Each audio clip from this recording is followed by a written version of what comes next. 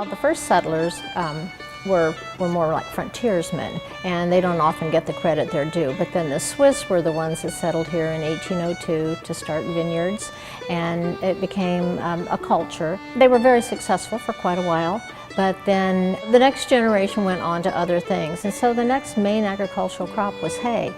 And there was a patent in 1843 for a hay press barn. And that was really the turning point for the economic development of this area.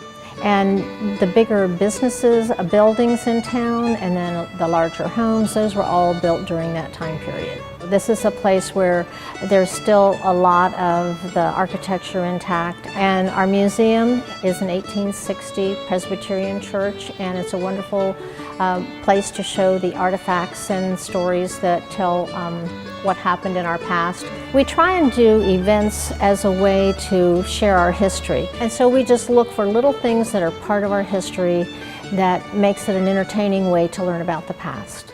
We're hoping for a time warp. I don't think that's going to happen, but we're doing our very, very best. What we do at our larger events is wear the clothes of the period. We try to interpret how the house was lived in. 9 people lived in a very, very tiny house, 1 room down and essentially 1.5 rooms up. So how do you live in a house like that? How do you farm? How do you cook?